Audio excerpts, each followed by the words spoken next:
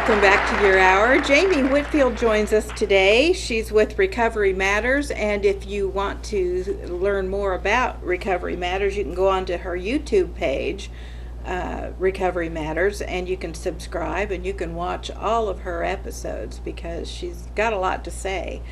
And how did you want to start today? Where do you want to start? Because I know you've got a lot on your mind. Well, first of all, speaking about Recovery Matters, I do have a video that I just posted on there, and it just gives my own testimony of recovery, what recovery is to me from the beginning of my childhood. And it's 7 minutes long. It's not very long, but it just kind of gives you a little better picture of who I am and where I've come from and where I am today. And so my testimony is, I just posted it, so people are welcome to view it and just see where my journey has taken me from the beginning till current. And I hope to add to that video again. Well, it's very inspiring. Yes. Especially for someone who might be in the position where they're thinking, man, I'd really like to get clean, but I don't even know where to start. I don't even know how. Yeah. I remember saying the word so many times early on, just wanting to get out of that dark place that I was in so many times. And I wanted to quit, but I didn't know how to quit. I didn't. My quitting may look a little different than some people's, but overall, I take it as a blessing.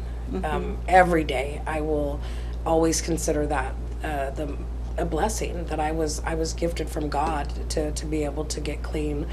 No matter if it was a little forceful or not. Yeah. It was It my got the blessing. job done. Yes, it did. So I also wanted to talk a little bit about just in the 12-step program that I follow, the 12th step is basically having had a spiritual awakening and being able to carry the message of recovery to the addicts that are still suffering and practice all the principles in our own lives. Yeah. And I just think it just is so fitting for me today that I realized Wednesday that I do have a wonderful testimony of recovery, of where I've been and where I'm still going.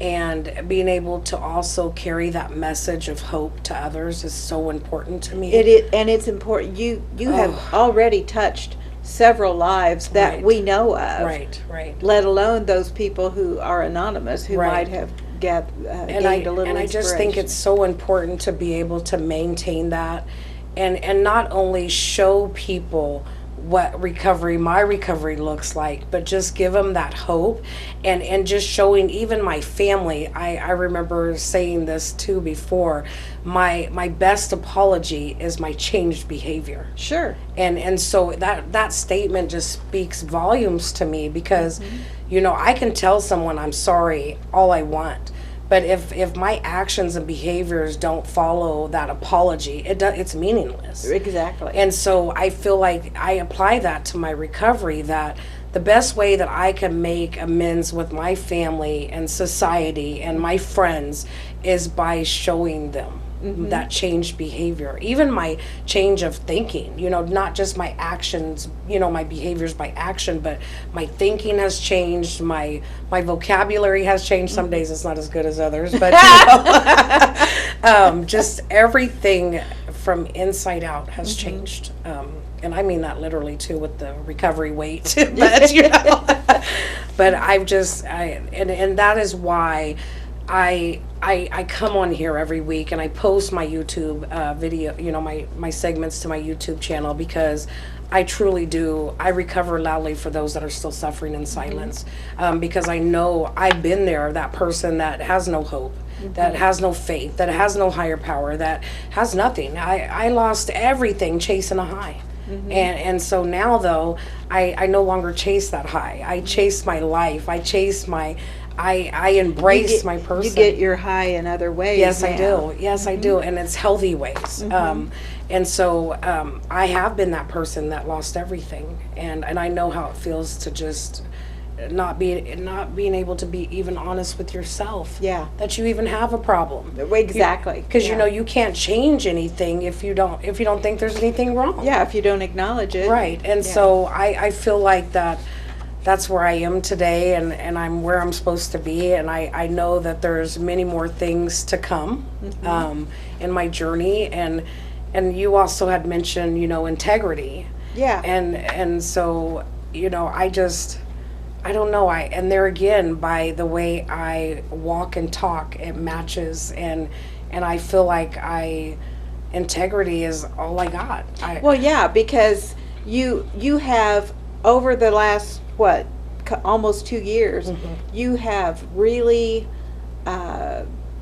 convinced a lot of people that you're serious because you have not wavered from your path. No. And when you say you're going to do something, you do it. Yes. And a lot of people, even if they didn't have a drug addiction problem, a lot of people don't follow through on what they say they're going to do. Right. So to me, that shows a lot of integrity right there. Right. You know? Well, and that's all I have. My word is all I have, And if I tell someone, and that is part of, I've been gifted this new life. And, so many people, I feel very fortunate because I know that, I had to lose everything and gain this new life. But I've been gifted an opportunity to relive and relearn things. And so throughout this journey, I have realized that all I have is my word. And if I commit to something, be it my children, something with my children, my jobs, whatever, I really, really strive and try to hold what I say I'm going to do. And that's all I can do, Yeah.